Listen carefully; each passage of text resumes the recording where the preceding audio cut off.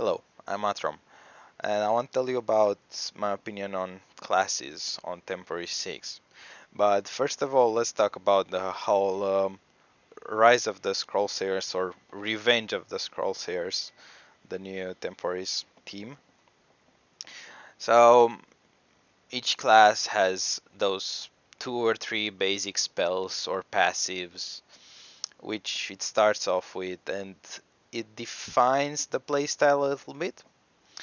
But then most of the gameplay is gonna be around the deck you build with the spells you choose. From you can get spells from drops, from achievements. There's a profession that crafts some of the spells, and I believe some of the spells can be bought from NPCs for lots of kamas. Um, okay, so they're gonna be the main source of damage, the main spells that you're gonna play with. But on the side, there are those small differences between classes. And for now, is the only thing we know about these temporaries. So let's talk about those. Um, there are three types, I would say, of play styles on temporaries. There are people who rush, just get first to the highest level, beat everyone through level advantage, kill perceptors, be the first one to do that, be the first one to do that, and stuff like that. Um, this requires a lot of time investment, of course. Then there are people who will want to be focused on PvP in the end game. Rushers will be the ones who win PvP in early game. You cannot match someone who's like 50 levels ahead of you. Um, and then there will be those who just want to go through the story of Dofus for the first time or once more, do the quests, achievements, or just get to level 200 and then try to do all the level 200 dungeons with the new set of spells. It's quite an interesting one to try to do every level 200 dungeon on Scrollsayers, because you can try to modify and adapt your spells and items for each fight, and it's quite interesting. Okay, I'm mostly one of those who try to rush the game, so I'm gonna be focused more on this perspective, but I'm also gonna mention the other perspectives of each class. Okay, let's start off with Fekas. Fekas have a glyph. Uh, doesn't require line of sight, so it's pretty good for crowded fights. So first of all, actually in rush, when you want to rush the temporaries, um, you will need to use idols to have efficient fights, and mainly at average level, there are gonna be those close combat idols. There's this set of idols where you have to stay next to your opponent and hit him only from close. If you hit them from far, from range, you are kind of screwed. Um, I think this is the best composition to grow as fast as possible in level. There's also a range composition where you just stay far from your enemies and kill them from range without them touching you. But if they get close to you, you are dead. That one is a little bit faster, some would say, but then you also need the map. You also need a good map where you start far from your enemies. And that can be quite tiresome to reset the maps every time until you get a good map. So I will say that most of the time, if you want to rush, you will just stick to close combat fights. quick with big groups, close combat fights. Okay, so this glyph, quite good. It can damage enemies at range. I wouldn't say there will be a problem with good positioning. It also gives you a shield, pretty good, pretty good. Um, and then the isolation, it's a weird spell. It's a new concept for Dofus, I believe. So you cast on an enemy, and only during its turn, all the allies have shield. It's like basically you reduce his damage for that amount. Well, more or less, because if he focuses on one of your allies, you're not gonna reduce by that much. But um, yeah, it's quite a good spell, I would say. 430 shield, range is pretty good, only 2 AP. Um,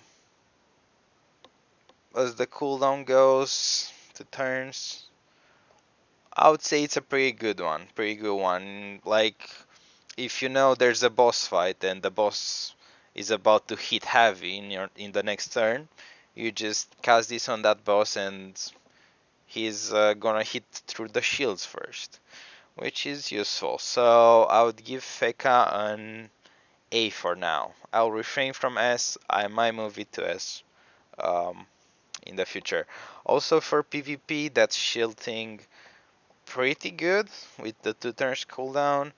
The glyph is almost usable, but not quite because it also gives you shield if you trigger it. So not the best, not the worst. Again, those are just some classes differences. They're not the main spells. So an A I would see pretty fit. Okay, some of those. This should be, I mean, summons with rushing, not a good idea. Summons take time, their turns take time. They are just not good for rushing.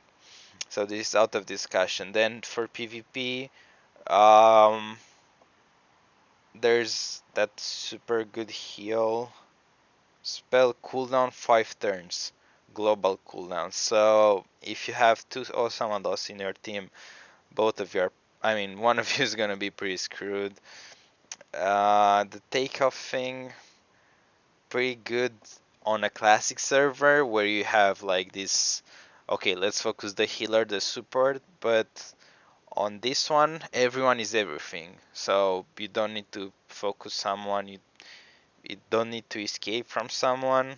I mean, you kind of do, but not so much on some classes. So I won't say it's any good.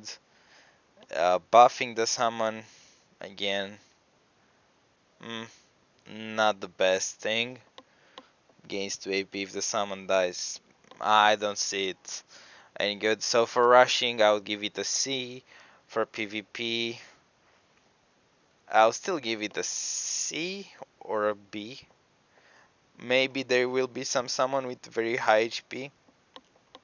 I don't know. You can also boost the vitality by increase the vitality. It doesn't say by how much, but okay. For PvP, it might be a B. And then for end game and level 200 dungeon and the content, still not great. I'll just give it a C. Sorry, Osama does not my favorite. Antidote. Okay. Anyone sees a problem with the cost 1 AP reduces 2 AP? It's like, come on. And you also pay like 3 kamas, which is 1.5 turns of collecting kamas. Well, considering you're above 50% HP. So for rushing again, not a big deal. If you could spam the minus MP skill, that would be awesome. But you can't. You just one per turn. That everyone skips their turn. Again, not that great. Could be super good in some dungeons. Could be like sometimes there's this boss that just wrecks your team for one turn and then goes back to sleep. You just skip that turn for everyone and nothing bad happens. So it could be a really good end game class, but also the -2 MP, which cannot be dodged. Again, really good end game. Not good for rush. Not good for PvP, I would say. Way too slow for that. Where's the end of here? Oh, here. So I'll give it a C. SRAM. SRAM is reworked from Temporis 4. Pretty interesting. Like you just pick an ally. Um, for some reason, you become invisible. The ally takes a lot less damage. And when someone hits your ally, 50% of the damage is dealt to SRAM. It's like, okay, so the way they fought it, you cast it on a clone, and the clone stays visible, you go invisible, and when someone hits the clone, they hit it for little damage, and then half of that damage is distributed to you. So it's basically like 75% reduced damage. I don't see how that is not OP. Then again, this is a dev blog, is maybe not that perfectly translated. We don't know yet. I would say this is pretty insane. Like you just stay all the time invisible and you have reduced damage. But then think about like what if you cast it on an ally, like a real ally, not just a clone. Like he gets 50% reduced damage.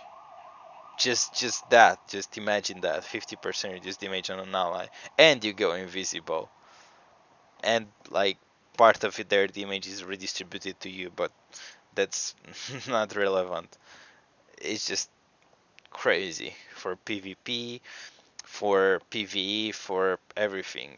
That's just crazy. If it's the way I read and I understand the spell, because maybe I'm wrong. Maybe I don't understand the spell very well, but I'll give it a god tier because this is what I read. This is what I um, give it. Then Seller. Um, they have more AP. They get even more AP if they are low HP. And then the temporal savings thing. So please, if you are going to play Seller, it's fine. It's good class. One more AP. Also saves the AP that you do not use. Like let's say this turn you just buff people or do some spells, but you cannot use the full extent of your APs because the enemy is far away or they are dead or there's some challenge. I don't know. You buff those AP for the next turn. That's great. Um, and it's actually pretty useful in PvE in against mobs and against players. Good against like in late game dungeons. Really good. Extra IP. Really good. My only concern is, please, um, if you are going to play sellers, use like hotkeys, okay? Because you're just gonna cast so many spells with so many AP, and then you also have to cast this. You can cast these temporal savings up to 3 times a turn. Just please, in general, in Dofus, um, use hotkeys like just bind your spells to 1, 2, 3, 4, 5, and then cast them from there with 2 and click, 5 and click, whatever. Okay, that was just a little mention on the side. I would give it an A. It's solid. A is like good. It's very good. SRAM is just broken. I don't get I don't get the invisibility thing. Maybe I read it wrong. I don't know. Maybe they'll change it. Then Eka Flip. 25% critical, pretty much like the last time, and then they get power. There were a lot of Eka Flips on the last Temporis because the other classes were pretty much trash. And they had the same buff, the same passive. Was pretty good, I would say. The 50% power would stack up to 4 times if I'm not wrong. I don't know if it wouldn't stack infinite, so that was not a thing. If I recall correctly.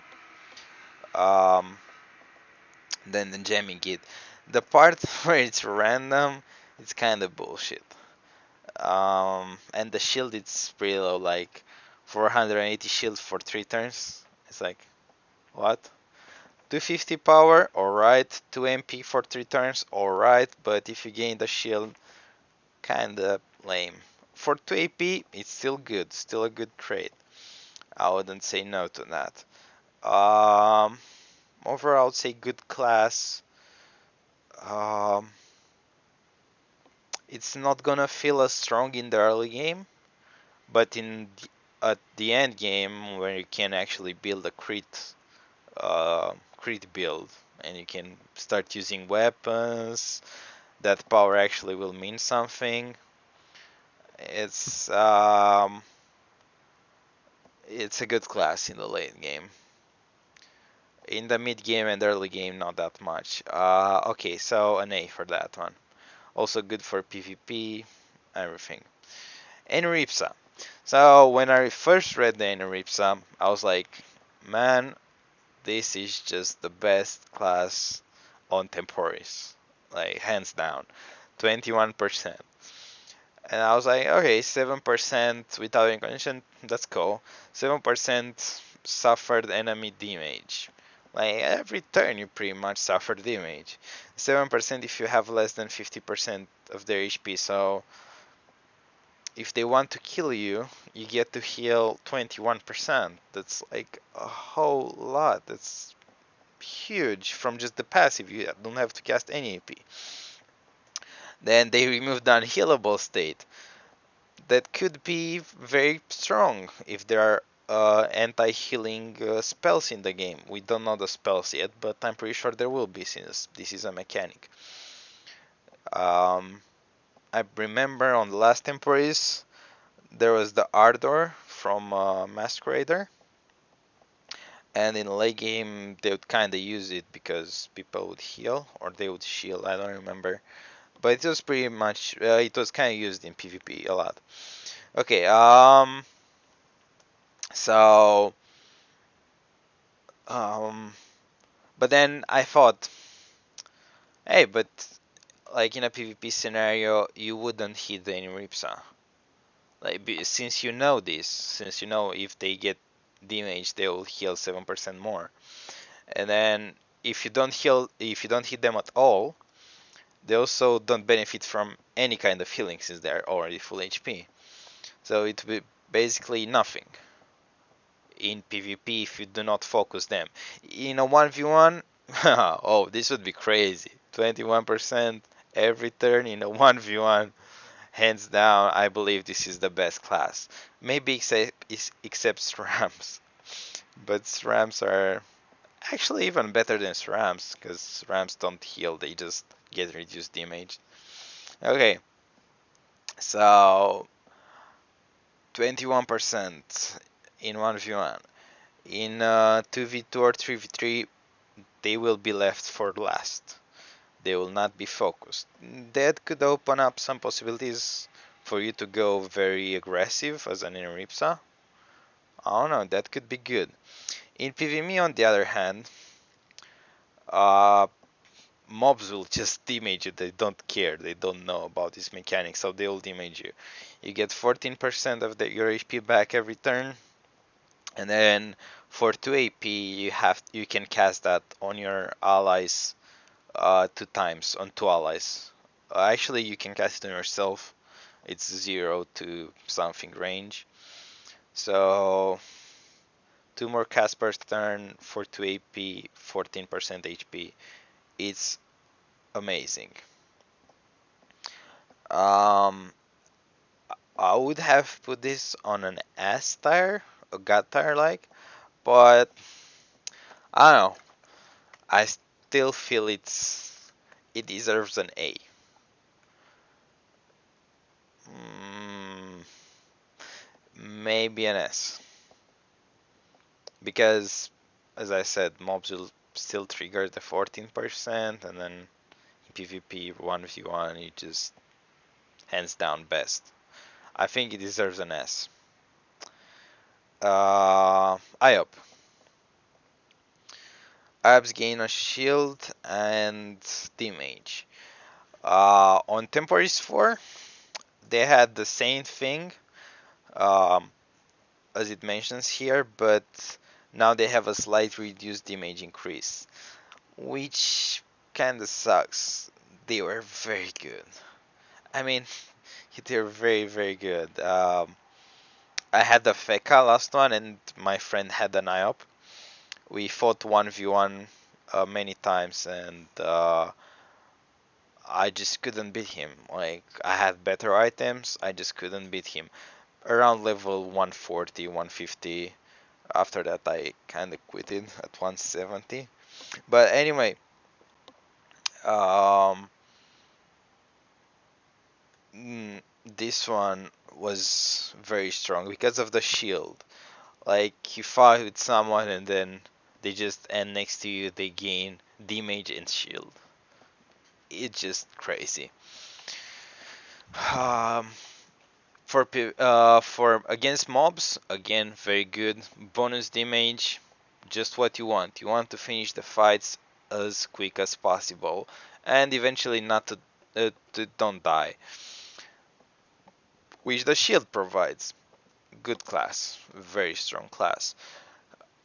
Since it got nerfed a bit, I'm just gonna give it an A. Then let's go to Craw. Finally, Craw gets what they stereotype, the crafting, the stay from far away and hit the enemy. They got this one this time, so you cannot catch them if you hit them from close. They can just run away from you, and then if you don't hit them from close, no, if you don't, yeah, if you don't hit them from close, you don't have to hit them from range. You just have not to hit them from close, then they'll get one range. So, as I said in the beginning, there are those long range idle compositions. This will be amazing. Like, you gain range. I don't know if it's actually needed, but it could be because you know what? You don't have your cross spells. You have spells from all kinds of classes from other mobs, just new spells altogether. They said 40% new spells, totally new spells into the game, like never before seen. So they could be medium range spells with modifiable range. Those will be very good on Craw. But then it's once per turn, so it's kind of a slow grow. The one range, I wouldn't say it's actually that good. But 2 MP and unlockable, that's pretty good. Um, in some cases, especially in hard fights, hard PVM fights like bosses and stuff like that. Um, from a rush perspective, like close combat perspective, I wouldn't say they're actually that great. The range is kind of slow. For PvP, they actually get no bonus. Um, yeah, they get. I mean, the unlockable into MP, you cannot go close to them and kill them like that. But Yeah, that would be a bonus. Actually, a pretty huge bonus in PvP, the unlockable thing. But it's not the classic PvP, from the base Dofus game. It's kind of different, considering all the spells. So I'll just give this, I would say a B. Uh, a B is not that low as C, but a B. It'll be actually the best class in the first 50 levels of the game, just because of the 2 MP and unlockable.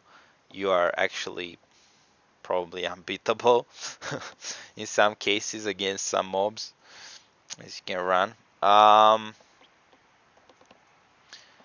Sadidas. I like the Sadidas a lot. The concept of infected, and then they trigger the last damage they suffered.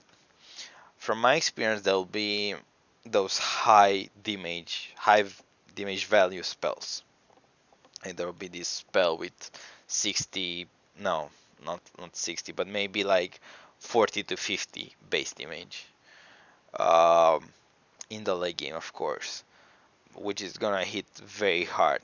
It's gonna have high peak cost and maybe some cast conditions, which are not that easy um, to make, but